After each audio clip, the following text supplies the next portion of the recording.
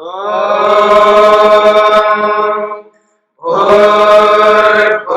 स्वः तत्सवितुर्वरेण्यं भर्गो देवस्य धीमहि धियो यो नः प्रचोदयात्।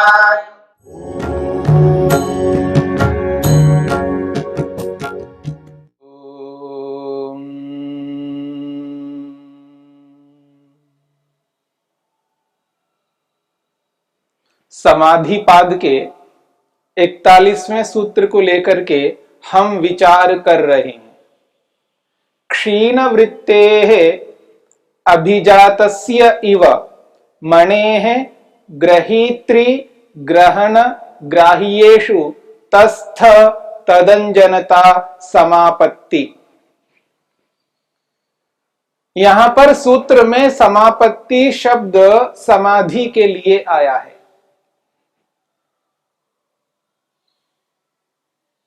क्षीण वृत्तेः, जो 5 प्रकार की वृत्तियां हैं जिनको क्षीण किया है, ऐसा मन है जिस मन में 5 प्रकार की वृत्तियां रुकी हुई हैं, क्षीण हो गई हैं, समाप्त हो गई हैं। ऐसे मन की जो स्थिति है वो समापत्ति की स्थिति होती है, यानी समाधि की स्थिति होती है। और वो जो स्थिति है उस स्थिति को समझाने के लिए महर्षि पतंजलि ने अभिजातस्य इव मणेः इस उदाहरण को दिया है। स्फटिक मणि, बिल्लोर पत्थर, क्रिस्टल, जो कि अभिजातस्य बिल्कुल नया बिल्लोर पत्थर है, नवीन है, शुद्ध है, पवित्र है, स्पष्ट है, साफ सुथरा है। जैसे स्फटिक मणि के समीप कोई भी वस्तु को रख दिया जाए तो वो स्फटिक मणि के रूप में नहीं दिखता, वो उस वस्तु जैसा दिखता है। गुलाब के फूल को उसके निकट रख दिया जाए तो वो गुलाब फूल जैसा दिखेगा। गेंदा को रख दिया जाए तो गेंदे के समान दिखाई देगा। जिस किसी भी वस्तु को उस क्रिस्टल के समीप रख दिया जाए तो वो उसी जैसा दिखाई देता है। ठीक इसी प्रकार से अभिजातस्य इव मणेः, स्फटिक मणि के समान, इव का अर्थ है समान, सदृश्य। स्फटिक मणि के समान हमारा मन है और यह मन 3 को विषय बना रहा है, ग्रहीत्री, ग्रहण और ग्राह्य। ग्रहीत्री का अर्थ है आत्मा, जीवात्मा, हम आत्माएं, हम पुरुष। और ग्रहण का अर्थ होता है इंद्रियां, जो ज्ञान के साधन हैं। विषयों को ग्रहण करने के साधनों को यहां पर ग्रहण शब्द से कहा है, इंद्रियों के लिए कहा है, अंतःकरण के लिए कहा है। और ग्राह्य का अर्थ है पंचमहाभूत, जिन इंद्रियों के माध्यम से हम उन विषयों को ग्रहण करते हैं वो है ग्राह्य। पंचमहाभूत जिनको स्थूल भूत भी कहते हैं और सूक्ष्म भूत इन पंचमहाभूतों के कारण है। तो 5 स्थूल भूत, 5 सूक्ष्म भूतों को यहां ग्राह्य शब्द से ग्रहण किया है। और ग्रहण शब्द का अर्थ यहां इंद्रियां हैं, तो ग्रहण शब्द से इंद्रियों को ग्रहण किया है। यानी ग्राह्य शब्द से स्थूल भूत और सूक्ष्म भूतों को लिया है और ग्रहण शब्द से इंद्रियों को लिया है और ग्रहीत्री शब्द से आत्मा को, जीवात्मा को लिया है। और इन तीनों विषयों को अपना विषय बना करके मन इनका साक्षात्कार कराता है आत्मा को। और सूत्र में एक शब्द आया तत्, तत्स्थ। तत्स्थ का अर्थ है तेषु स्थितस्य। महर्षि वेदव्यास ने तस्थ का अर्थ किया तेषु स्थितस्य, यानी उन पदार्थों से जुड़ा हुआ मन। तेषु का मतलब है ग्रहित्री, ग्रहण और ग्राह्य, इन तीनों से जुड़ा हुआ मन। ऐसी स्थिति को यहां पर तत्स्थ, उनमें स्थित, उनके साथ जुड़ा हुआ मन। तदंजनता, तदंजनता का अर्थ है तदाकारापत्ति, यानी उसी जैसा बनना। जब मन स्थूलभूत से जुड़ जाता है, पृथ्वी से जुड़ जाता है, तो मन मानो पृथ्वी जैसा बन करके पृथ्वी का साक्षात्कार कराता है। जैसे हम सब व्यवहार काल में किसी मनुष्य से जुड़ करके मनुष्य का साक्षात्कार हो जाता है हमें, यानी मन मनुष्य से जुड़ता है और मनुष्य का साक्षात्कार प्रत्यक्ष कराता है। हां, यहां पर नेत्रेंद्रीय माध्यम है, पर समाधि में नेत्रेंद्रीय माध्यम नहीं रहता। सीधा मन साक्षात उस पदार्थ के साथ जुड़ करके उसका प्रत्यक्ष कराता है। जिस प्रकार सभी हम लोग व्यवहार काल में नेत्रेंद्रिय के माध्यम से जिस किसी भी वस्तु के साथ जुड़ करके उस वस्तु का दर्शन प्रत्यक्ष मन कराता है हमें, ठीक इसी प्रकार समाधि में कराता है। तो कहा तत्स्थ, उस वस्तु के साथ विद्यमान, यानी उस वस्तु के साथ जुड़ा हुआ मन, क्योंकि यहां पर आंतरिक प्रत्यक्ष हो रहा है, अंदर प्रत्यक्ष हो रहा है, बाहर का कोई प्रत्यक्ष नहीं हो रहा है। समाधि का प्रत्यक्ष है, अतीन्द्रिय वस्तुओं का प्रत्यक्ष है, जो इंद्रियों से जिनका प्रत्यक्ष नहीं होता है। अर्थात इंद्रियों के माध्यम से प्रत्यक्ष होने वाले वो पदार्थ नहीं है, इसलिए वो अतीन्द्रिय है। अतीन्द्रिय पदार्थों का प्रत्यक्ष मन के माध्यम से अंदर होता है, अंदर ही होता है। तो वो स्थूल भूत के साथ मन जुड़ करके स्थूल भूत जैसा बनकर आत्मा को उस स्थूल भूत का दर्शन प्रत्यक्ष कराता है। इसलिए कहा है तत्स्थ तेषु स्थितस्य, उन पदार्थों में स्थित मन, यानी उन पदार्थों के साथ जुड़ करके तदंजनता, तदाकारापत्ति, यानी उस जैसा बन जाता है। जैसे क्रिस्टल गुलाब फूल के साथ जुड़ करके गुलाब फूल जैसा बनता है, ठीक इसी प्रकार हमारा मन पंचमहाभूतों से जुड़ करके पंचमहाभूतों जैसा बन करके उनका दर्शन साक्षात्कार कराता है। एक बात को समझने का प्रयत्न करना है।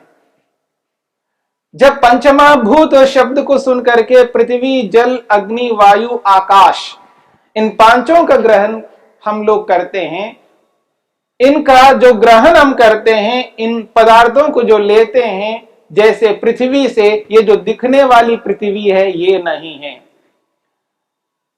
जल से ये जो दिखने वाला जल है, पानी है, ये नहीं है, अग्नि से ये जो दिखने वाली अग्नि है, लपटों वाली जो अग्नि है, ये नहीं है। वायु का अर्थ जो बह रही है, जो हमको स्पर्श से जिसकी अनुभूति होती है, ये वायु का अर्थ यहां नहीं है। यहां पर इन सब का जो मूल कारण है पृथ्वी परमाणु। पृथ्वी परमाणु जैसे घड़े का कारण मिट्टी है, ठीक इसी प्रकार से दिखने वाली पृथ्वी का जो कारण है उसको कहेंगे पृथ्वी परमाणु। जो दिखने वाला पानी है, उस पानी का जो कारण है वो जल परमाणु, अग्नि के परमाणु, वायु के परमाणु, आकाश के परमाणु, जो सूक्ष्म है, जो ईश्वरीय प्रक्रिया में वो अंतिम पदार्थ हैं। केवल पृथ्वी परमाणु से कोई नया नवीन पदार्थ नहीं बनता, केवल जल परमाणु से नवीन नूतन पदार्थ नहीं बनता। हां, इन पांचों भूतों को मिलाकर के समस्त दिखने वाले पदार्थ बनते हैं। जो धरती हमें दिखाई दे रही है, जो पानी दिखाई दे रहा है, जो अग्नि दिखाई दे रही है, जो वायु की अनुभूति हो रही है, ये इन पांचों महाभूतों को मिलाने पर बने हुए हैं। इसलिए जो समाधि में जिस पृथ्वी का साक्षात्कार होता है, वो पृथ्वी ये दिखने वाली धरती नहीं है, ये तो बिना समाधि के ही दिख रही है। ये जो पृथ्वी है ये बिना समाधि के दिख रही है। इसलिए यहां पर पृथ्वी परमाणु है, जिसको पंच महाभूतों में एक भूत माना है। इस बात को भी समझने का प्रयत्न करना है कि जब पृथ्वी रूपी परमाणु का दर्शन होता है तो वहां पर सारे पृथ्वी के परमाणुओं का दर्शन होता हो, ऐसा मेरा कथन नहीं है। शरीर के जिस स्थान पर हमने मन को धारणा बनाई, मन को स्थिर किया, और उसी स्थान पर पृथ्वी परमाणु के बारे में ध्यान किया, और वहीं पर उस पृथ्वी परमाणु का दर्शन होगा, तो जितने यहां पर पृथ्वी के परमाणु हैं उतने का दर्शन होगा। सारे परमाणुओं का दर्शन मैं नहीं कहना चाहता हूं, और एक भी हो जाए तो पृथ्वी का दर्शन माना जाएगा। जैसे कोई चावल पकाता है, तो जब वो पक गया या नहीं पक गया, उसको देखने के लिए उसको सारे चावलों को एक एक को पकड़ करके देखना नहीं पड़ता। वो एक चावल के दाने को पकड़ करके देख लेता है, हाँ ये पक गया है, तो सारे पक गए। जैसा ये है वैसे सब है। सेव फल है, उसका एक टुकड़ा खाकर के आपने देखा है, जैसा वो है बाकी सारे टुकड़े वैसे ही हैं। ठीक इसी प्रकार से जिस पृथ्वी का दर्शन होगा वो ऐसा ही होगा।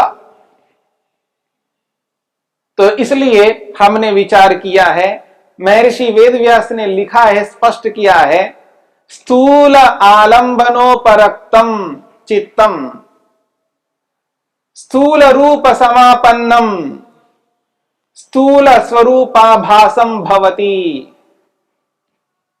वो कहते हैं स्थूल आलंबनोपरक्तम चित्तम, हमारा ये जो मन है वो स्थूल भूत से जुड़ जाता है। किस स्थिति में? समाधि की स्थिति में। जब व्यक्ति समाधि लगाता है, साधक यानी आसनस्थ होकर के, आसन को सिद्ध करके, प्राणायाम करके, प्राणों को अपने वश में करके, बाहर की ओर जाने वाली इंद्रियों को रोक करके उसको मन के अनुरूप बनाकर प्रत्याहार की सिद्धि करके मन को एक स्थान पर धारणा बनाकर वहीं पर उस पृथ्वी का ध्यान प्रारंभ करता है। जो पृथ्वी के संदर्भ में पढ़ा है, जाना है, समझा है, शास्त्रों के माध्यम से, शब्द प्रमाण के माध्यम से, अनुमान प्रमाण के माध्यम से पृथ्वी तत्व की जानकारी जो भी प्राप्त किया है, उस जानकारी के आधार पर उस पृथ्वी तत्व का ध्यान यहां पर निरंतर करता जाएगा, एकाग्रता पूर्वक करता जाएगा।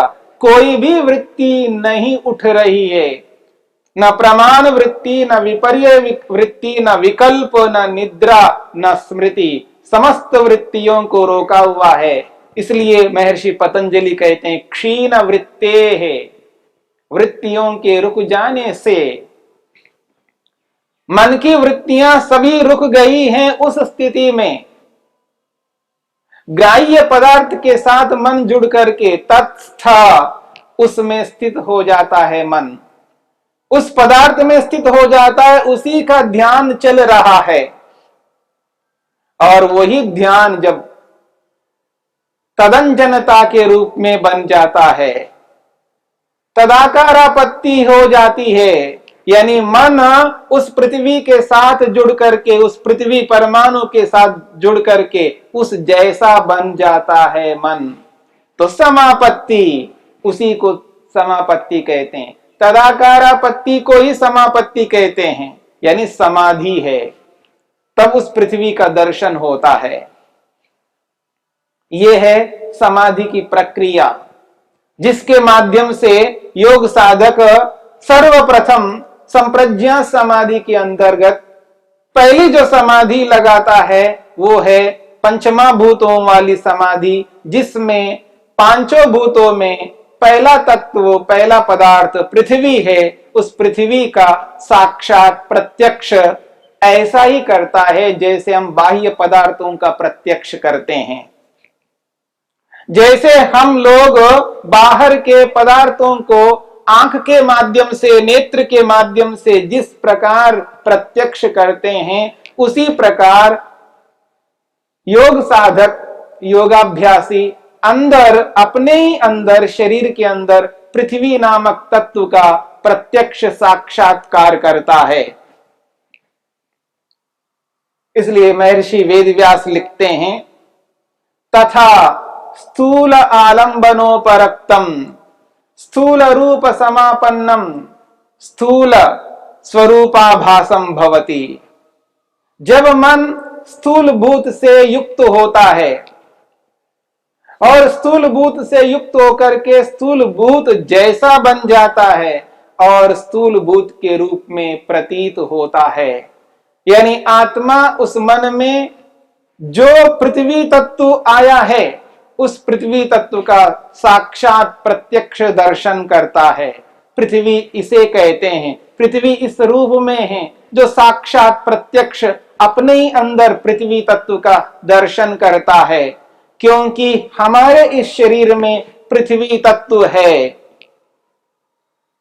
हमारे इस शरीर में पृथ्वी तत्व है, क्योंकि यह शरीर पंचमहाभूतों से बना है और पंचमहाभूतों में पृथ्वी तत्व भी है।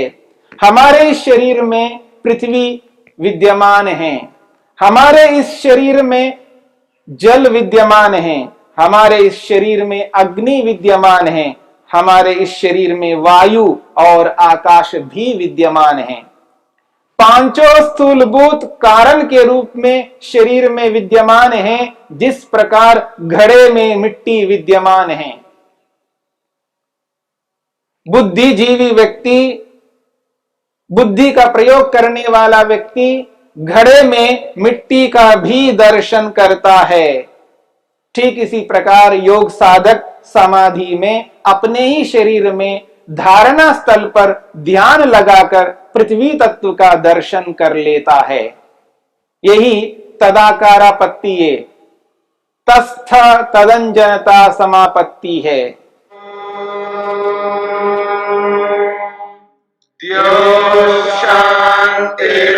शांतिरंतरिक्षं शांति पृथिवी शांतिरापः शांतिरोषधयः शांतिः वनस्पतयः शांतिर्विश्वे देवाः शांतिर्ब्रह्म शांति सर्वं शांति शांतिरेव शांति क्षमा शांतिरेधि। ओम शांति शांति शांति।